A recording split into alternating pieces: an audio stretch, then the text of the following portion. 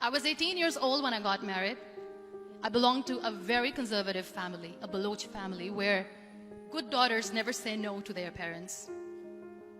My father wanted me to get married, and all I said was, if that makes you happy, I'll say yes. And of course, it was never a happy marriage. Just about after 2 years of getting married, about 9 years ago, I met a car accident. Somehow my husband fell asleep and the car fell in the ditch. He managed to jump out, saved himself. I'm happy for him. But I stayed inside the car and I sustained a lot of injuries. The list is a bit long. Don't get scared. I'm perfectly fine now. Radius ulna of my right arm were fractured. The wrist was fractured. Shoulder bone and collarbone were fractured. My whole rib cage got fractured. And because of the rib cage injury, lungs and liver were badly injured. I couldn't breathe. I lost urine and bowel control. That's why I have to wear the bag wherever I go. But that injury that changed me and my life completely as a person and my perception towards living my life was the spine injury. I was in the middle of nowhere in that toppled car. Many people came to rescue. They gave me CPR. They dragged me out of the car. And while they were dragging me out, I got the complete transection of my spinal cord.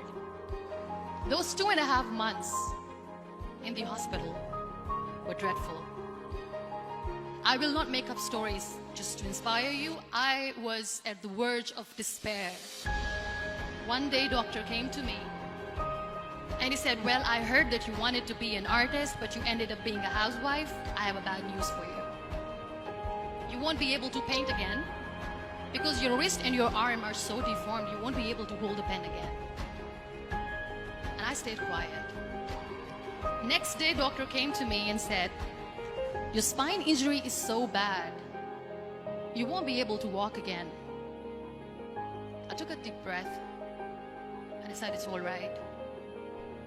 The very next day, doctor came to me and said, because of your spine injury and the fixation that you have in your back, you won't be able to give birth to a child again. That day, I was devastated. I still remember, I asked my mother, why me? And that is where I started to question my existence. Why am I even alive? What's the point of living? I cannot walk, I cannot paint, fine. I cannot be a mother. And we have this thing in our heads, being women, that we are incomplete without having children. I am going to be an incomplete woman for the rest of my life. What's the point? One day I asked my brothers, I know I have a deformed hand, but I'm tired of looking at these white walls in the hospital and wearing these white scrubs. I'm getting tired of this. I want to add more colors to my life. I want to do something. Bring me some colors. Bring me some small canvas. I want to paint. So the very first painting I made was on my deathbed. There were a lot of infections in my body, a lot of allergies. So doctors wanted me to lie down on the bed straight for not 6 months, for not 1 year, for 2 years. That was the time where I realized how lucky people are, but they don't realize. After 2 years and 2.5 months, when I was able to sit on a wheelchair, that was the day when I had the rebirth. I was a completely different person. I still remember the day I sat on the wheelchair for the first time, knowing that I'm never going to leave this, knowing that I won't be able to walk for the rest of my life. I saw myself in the mirror and I talked to myself. And I still remember what I said. I cannot wait for a miracle to come and make me walk. That day I decided that I'm going to fight my fears. We all have fears. Fear of unknown, fear of known, fear of losing people, fear of losing health, money, We want to excel in career. We want to become famous. We want to get money. We are scared all the time. So I wrote down one by one all those fears. And I decided that I'm going to overcome these fears one at a time. Do you know what was my biggest fear? Divorce. I was trying to cling on to this person who didn't want me anymore, but I said no. I have to make it work.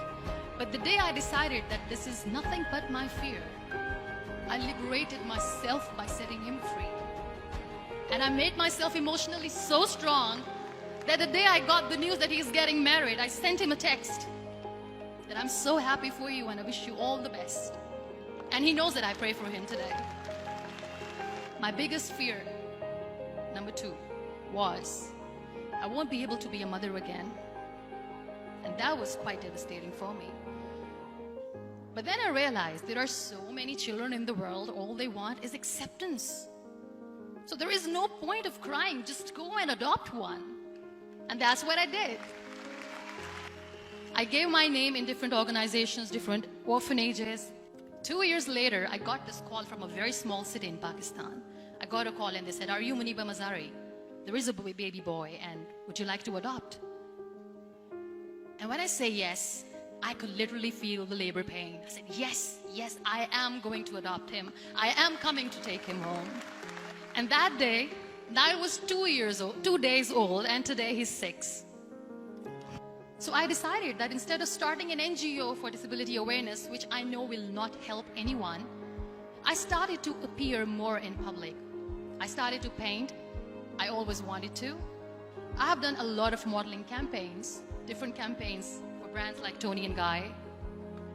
I decided that I'm going to join the national TV of Pakistan as an anchor person, and I've been doing a lot of shows for the last 3 years.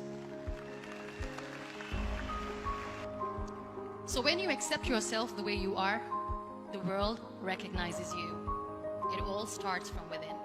I became the National Goodwill Ambassador for UN Women Pakistan, and now I speak for the rights of women, children.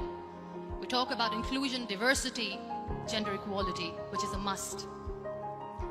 I was featured in BBC 100 Women for 2015. I'm one of Forbes 30 under 30 for 2016.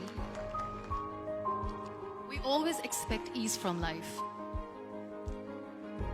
We have this amazing fantasy about life. This is how things should work. This is my plan. It should go as per my plan. If that doesn't happen, we give up. So my dear friends, let me tell you one thing. I never wanted to be on the wheelchair. Never thought of being on the wheelchair. I was always aspiring to do bigger things, but had no idea that for that I have to pay the price to be where I am today. This life is a test and a trial, and are never supposed to be easy. So when you're expecting ease from life, and life gives you lemons, then you make the lemonade, and then do not blame life for that, because you were expecting ease from a trial. Trials make you a stronger, better person. Life is a trial. It is okay to be scared. It is okay to cry. Everything is okay, but giving up should not be an option. They always say that failure is not an option. Failure should be an option, because when you fail, you get up, and then you fail, and then you get up, and that keeps you going. Nothing is perfect in this world. We all are perfectly imperfect, and that is perfectly all right. That's all right. Live your life fully.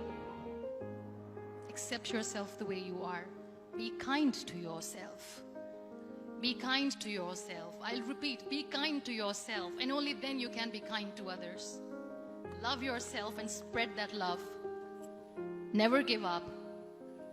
The real happiness doesn't lie in money or success or fame. I have this all, I never wanted this. Real happiness lies in gratitude. So be grateful, be alive, and live every moment. Thank you so much, everyone. Thank you.